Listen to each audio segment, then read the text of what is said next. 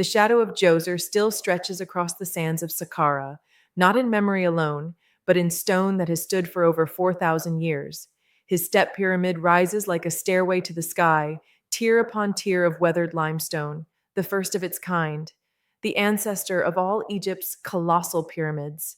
Before Djoser, kings were buried beneath flat-topped mastabas, their grandeur hidden beneath the earth. But Djoser's reign changed everything. He dreamed upward, skyward, reshaping not only the skyline of ancient Egypt, but the very idea of kingship itself. He was not just a man, he was a vision, and he had the genius of Imhotep, his chief architect, to make that vision real. Together, they broke the limits of tradition, stacking stone upon stone until the world's first pyramid took shape, a monument not to mortality, but to divine eternity. It was more than a tomb. It was a proclamation in stone that the pharaoh's power reached beyond life into the afterlife itself.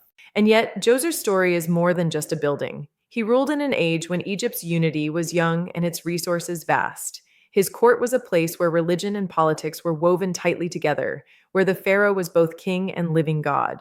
His reign brought prosperity, but also the projection of power. The Step Pyramids complex was not only a resting place for the dead, but a stage upon which the idea of divine kingship was performed for all to see. The stone corridors beneath Saqqara still echo with his ambition. Vast passageways, lined with blue faience tiles, meant to imitate the reed mats of earthly palaces, win through the darkness. They are the shadow world of his pyramid, a reflection of the world above, built to carry him into eternity.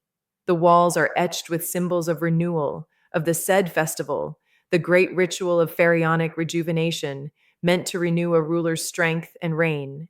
But even as the step pyramid defines Djoser's legacy, much about him remains shrouded in the same mystery as the stone it was built from.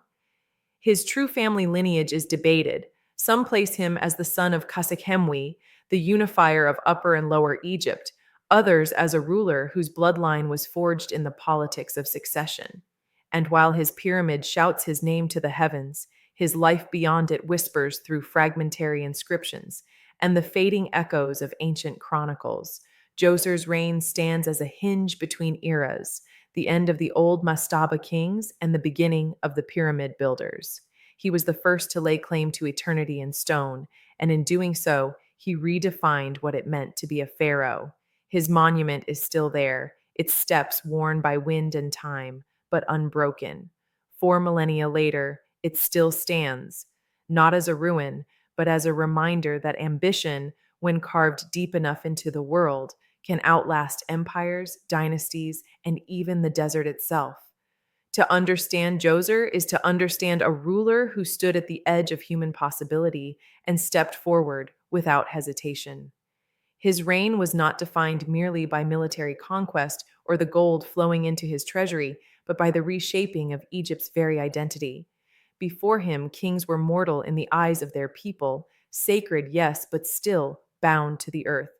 Djoser's Egypt began to see the pharaoh not just as ruler, but as a god walking among men, a bridge between the Nile and the heavens. This transformation was no accident. At his side stood Imhotep, a man whose name would echo down history as a genius of architecture, engineering, and medicine. In later centuries, Imhotep would be worshipped as a god himself, but in Djoser's day, he was a mortal with an immortal vision. Together, they conceived the Step Pyramid, a masterwork of precision and ambition, built not of mud brick, but of quarried stone, a material so permanent it mocked the passing of centuries. Beyond architecture, Djoser's reign oversaw the strengthening of Egypt's borders and the securing of vital resources. Inscriptions tell of expeditions to the Sinai, echoing the efforts of earlier kings, where turquoise mines and copper deposits fed the wealth of the state. He is credited in later tradition with ending a famine, a tale preserved in the famine stela from the Ptolemaic period, which depicts him seeking the wisdom of the gods to restore the Nile's bounty. Whether this story is historical truth or later legend, it speaks to how Djoser's image endured as a ruler who cared for his people and wielded power over both nature and spirit. And in the centuries that followed, his step pyramid became a landmark in more ways than one. Later kings built bigger, smoother, more complex pyramids, but they were all echoes of Djoser's first leap skyward. His monument was the prototype, the bold experiment that proved Egypt's craftsmen could take the raw bones of the earth and shape them into eternity. Without Djoser, there would be no Giza, no Khufu, no Sphinx, for it was his vision and Imhotep's genius that opened the way. Yet, for all his greatness, much of Djoser's life remains hidden, locked away beneath the stone that bears his name. The step pyramid was a statement of permanence, but time still took its toll. The limestone casing has eroded, the chapels have crumbled, and the names of those who walked beside him have faded. But the essence of what he built, the audacity to reach upward and claim a place among the gods, still radiates from Saqqara's plateau, as though the king himself is still climbing his staircase to the stars. The pyramid rose in 6 distinct steps, each one stacked above the other like the rungs of a celestial ladder. It was more than a tomb, it was a symbolic ascent, each layer lifting Djoser closer to the realm of the gods. Surrounding it, Imhotep designed an immense complex with courtyards, ceremonial chapels, and massive stone walls cut to resemble bundled reeds, a permanent copy of Egypt's older, more fragile architecture. This was a place where the king could enact the rituals of the said festival, renewing his divine authority in life, and continue those rites forever in death. Djoser's name has outlasted the centuries not because of what he conquered, but because of what he dared to imagine. His reign was a pivot point, the moment when Egypt looked at its kings and saw not merely rulers, but immortals whose power was written in the very bones of the earth.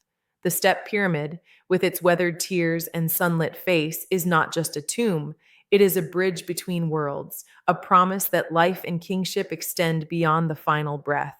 In the deep chambers beneath Saqqara, where blue faience tiles shimmer faintly in the torchlight, it is easy to believe that the king still walks. The corridors wind endlessly, as if to confuse time itself, leading not to an end, but to an eternal journey. Every block of limestone, every carved surface, still speaks of a man and a moment when human ambition dared to touch the sky. His successors would refine the pyramid's form, smoothing its steps, expanding its scale, turning architectural experiment into imperial tradition. Yet none could claim to be the first. That place in history belongs to Djoser alone.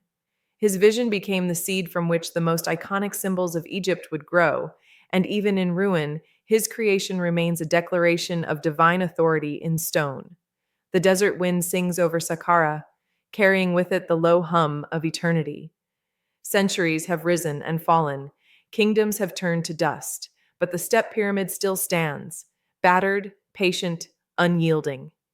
It is Djoser's voice across 4 millennia, whispering that to build for the gods is to build forever. And as the last light of day slides down its ancient steps, one cannot help but feel that somewhere beyond the horizon, the king still climbs, forever ascending his staircase to the stars.